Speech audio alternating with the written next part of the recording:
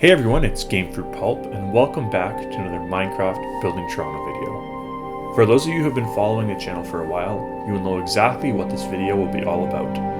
For those of you who don't, welcome to my favorite video of the year.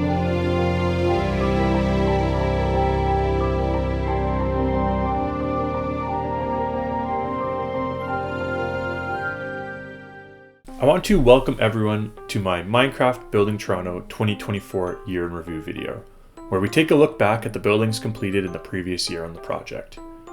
Now, because this video is usually watched by a ton of new viewers as well, let me take a quick moment to explain what this project is all about. I started the Minecraft Building Toronto project in 2017.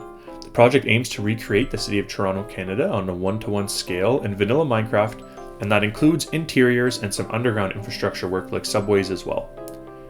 Now, before jumping into the review, I just want to take a quick moment to recognize the two supporters that I have on Patreon, Soul Guardian and Reaper EBK, and thank them for the support of the channel.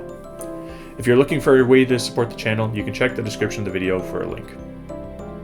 I was slightly quicker in getting this video out than I was for the 2023 year in review video, but there are still a few new 2025 buildings completed that I will be not talking about in this video.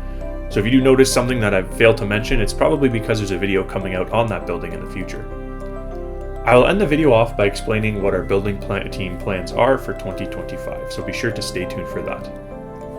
Now, starting off as we always do, we're going to start the video off by comparing the 2023 Dyn map to the Dyn map from the end of 2024. The 2023 Dyn map had a number of buildings in the northwest corner of the building perimeter still to be complete, and of course, the building perimeter itself ended at the railway tracks in the south. Comparing that to the image for our 2024 Dyn map, we see that all these holes in the northwest corner have been filled in, and a whole new section of the map has been started in the south end, south of the railway tracks.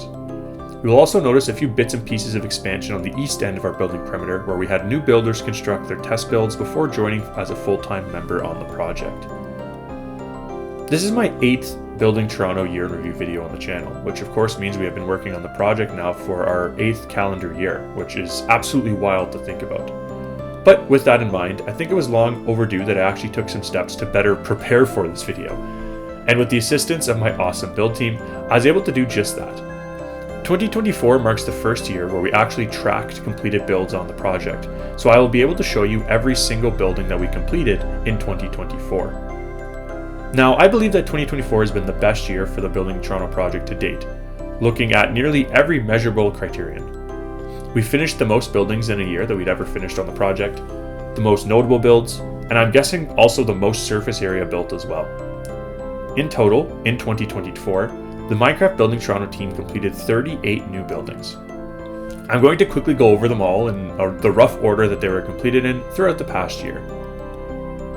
In January, the project completed 5 builds, the first of which I completed, the Eclipse Whitewater building, located at the west end of our map. It's a historic building that presented some unique challenges for me to complete. Its detailed interior included a Starbucks and a speakeasy-style bar. Von Frank completed 3 buildings, including 2 mid-rise office towers at 121 and 111 Richmond Street West, as well as the plaza between the two of them. He also finished a really nice residential condo tower at the southeast end of our building perimeter, which was previously a construction site on the map. This tower turned out really nice and has some NPCs inside to buy items from. One of our newer builders, at least way back in January, Mike, completed a residential condo in the northwest area of the map at 30 Nelson Street. This modern tower looked like a challenge to build, with many interesting blocks used as accents. February continued the momentum to start the year, with 6 completed buildings on our project. Vaughn completed 2 more mid-rise office towers, helping fill in one of the remaining blocks in the central area of our building perimeter. Although these towers by Vaughn aren't the most noteworthy, by getting them finished and looking great, Vaughn was really able to help bring the map together in 2024.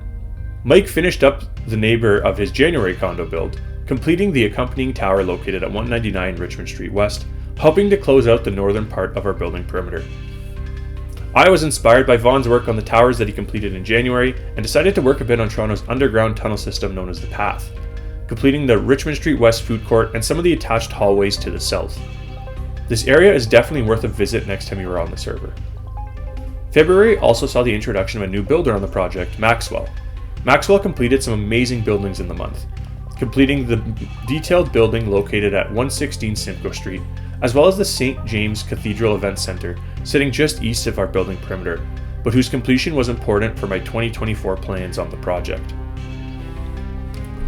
March was a slow month on the project, with all 3 of the completed builds being built by Maxwell, which moved him from a test builder to a full-time builder on the project. The completion of St. James Park and Cathedral grounds significantly increased the amount of green space completed on the project, and when combined with the completed buildings at 44 Jarvis Street and 142 King Street, signified the completion of a new city block, one featuring the long ago built but never showcased St. James Church. It was exciting to finally be able to showcase this area, and that was thanks to the hard work of Maxwell in the month of March. In April, we completed 5 more builds on the project. I completed 2 low-level commercial buildings at 200 and 210 Adelaide Street West, as we worked to finish off one of the remaining blocks on the building perimeter. Von Frank built a keg steakhouse located in the core of the building area, but was skipped during earlier construction. We finished the condo tower located at 126 Richmond Street West, which includes interiors built by all of you, members of the community, as this location was the host of our second community building event on the Minecraft Building Toronto project. And lastly, longtime builder Apache finished the building at 85 Richmond Street West, and with it provided me with my favorite screenshot of Toronto for 2024. I can't exactly say why I like this screenshot so much, but I really enjoy the lighting of the buildings in it. May was a significant month on the project, not because of the number of builds finished, but because we began our expansion into the new building area. Von Frank spent the month of May building the infamous Gardner Expressway Highway, which marks the new south end of our building perimeter on the project. Progress on the number of buildings built on the map slowed during the summer due to a couple of reasons. The first, obviously, was that it was summer, so our team was out enjoying the great weather and enjoying time off of work or school. And the second reason was that we had a number of large projects in progress on our map, some of which were being done by more than one builder, but we will get to those buildings in a few moments. Between the months of June and August, we completed 4 buildings on our project. I finished 216, 218, and 220 Adelaide Street West, all rather uninteresting buildings that are slated to be demolished in the years ahead. And Mike finished the other building from the summer, a pretty large condo tower located at 21 Nelson Street, and while this tower it wasn't very tall, it was very long, which definitely would have made it a challenge for Mike to finish. As we move into fall of 2024, you can really see our team and the project coming together, and you will begin to understand why the summer had very little completed progress. On September 8th, we finished the largest building on our map to date, Toronto's Union Station.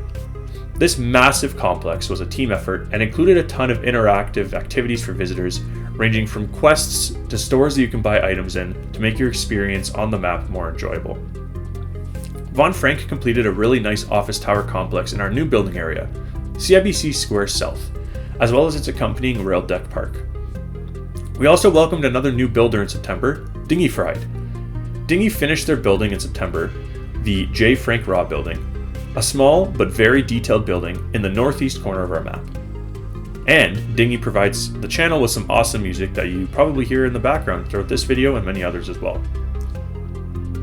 We finished another massive building in October with the CBC building, which takes up an entire city block and is 8 floors tall, and was completed mostly by Mike. Mike and Vaughn also finished a residential condo tower in October, located in our new building area at 18 Yonge Street. November was a historic month on the project, maybe the most historic, but not because of the number of buildings we finished with only 3 new completions in the month, but because of what was actually finished. Now, before getting into that, we had Dingy Fried finish a really nice mid-rise, mixed-use tower just east of our building perimeter, located at 35 Church Street. We also had Soul Guardian, also known as Newfoundland, join our team as a builder, and they finished the residential condominium complex located at 30 Grand Trunk Crescent. Now, the third building completed in November is the most important of the month and of the entire year, and maybe of the entire history of the project as well. On November 23rd, the build team finished Toronto's most famous building, the CN Tower. This building was a group effort, with almost every member of the build team contributing in some way or another to its completion. Be sure to check this one out for yourself on the server. I promise you won't regret spending that time. Now, we finished the year off with some great momentum in December as well, finishing 5 total builds on the project. Mike made some great progress in the southwest corner of our map, finishing 3 buildings, 3 Navy Wharf and 5 and 11 Mariner Terrace. The team worked together to finish off one of the last stragglers in the old building area, 330 Bay Street, and last but not least, Soul Guardian finished another condo tower located at 19 Grand Trunk Crescent. Overall, I can say with confidence that 2024 was our best year on the Minecraft Building Toronto project. Not only did we finish more buildings than ever before, but we finished some of the most notable buildings in the city and helped make the map more enjoyable for visitors. Looking forward to 2025, I can almost guarantee that the number of buildings completed will drop for the year. This is largely due to the area where we are currently building. This current building perimeter is full of large complexes that will take a significant amount of time to finish, and I expect that some of them will be multi-month projects. I'm hoping to achieve 2 building-related goals for 2025. The first one rests almost entirely on everyone's favorite channel guest, Starbound. I'm hoping that we finish our previous building perimeter in the next couple of months, with only the Princess of Wales Theatre remaining to be built, which is Starbound's build, so everyone should tell him to finish that build in the comments. The second, more lofty goal is that I'm hoping to complete our current building perimeter within the year as well. This will be a big challenge for the team as it will require some really complex buildings to be finished, including the Rogers Centre / Skydome, the Metro Toronto Convention Centre, the Aquarium, and Scotiabank Arena. So all in all, I think that this will be a tough thing for the team to achieve, but I do think it is possible. We haven't discussed as a team where we will go from there if that building area is completed this year, so I guess you all just have to wait and see for that. The other goal that we have for 2025 is to continue to make the map more interactive for visitors through the creation of new quests, events, and the addition of plugins that give the players more to do while they visit. We made some great progress on this in 2024, and we have some big plans to keep that going as 2025 rolls on, so I plan on having a video out soon on all the ways that visitors can interact with the map, so be sure to be on the lookout for that in the coming months. So that's pretty much it. I hope that you can all agree that 2024 was a great year for the project, and I'm hoping that we keep that momentum going for 2025. If you want to catch up on past builds on the project, like the CN Tower, you can check out the Minecraft Building Toronto playlist on my channel for all the videos since I started this project way back in 2017. If you're looking for ways to support the project, you can check out my Patreon page or the server donation store. If you're new to the channel and you enjoyed the video, be sure to hit that subscribe button to catch future content out on the channel, and if you're a returning viewer and you enjoyed, be sure to leave a like and share the channel with your friends so that we can continue to grow our community. This was such a great year for the project, and that was in large part due to all your support and motivation to keep building. If you haven't joined the project for yourself, I highly encourage you to do so. It's an experience like no other in Minecraft. You can join the server at buildingto.ca with a Minecraft Java account on 1.21.1 or newer. Thank you all for watching the video and for your support of the project. Without you all, we would have abandoned this a long time ago. I hope that you all enjoyed watching the video and that you are just as excited as we are for what 2025 holds. My name is Gamefruitpulp, and this has been a Minecraft Building Toronto video. Have a good one.